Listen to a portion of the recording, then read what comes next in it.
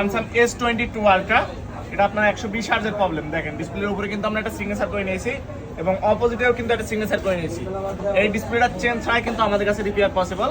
এর আগেও অনেক ভিডিও দেখাচ্ছি এগুলো চেঞ্জ ছাড়া কিভাবে আমরা রিপেয়ার করি। তো আজকে সিগনেচারটা এবং এটা খেয়াল রাখেন, দেখেন এই ডিসপ্লেটাও কিন্তু আমরা চেঞ্জ ছাড়া রিপেয়ার করে দেবো। তো আসেন।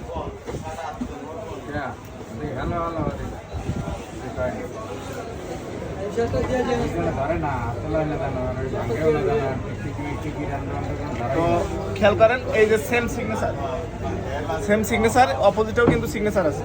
তো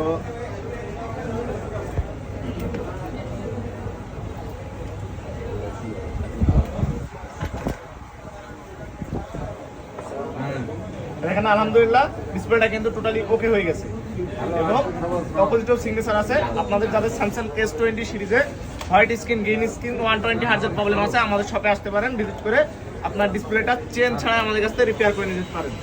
তো দেখেন আলহামদুলিল্লাহ ডিসপ্লে কিন্তু A to Z আগের অবস্থায় চলে যাবে, 100-এ 100, কোনো 19-20 থাকবে না। যেভাবে চালাইছেন আগের অবস্থায় পাবেন।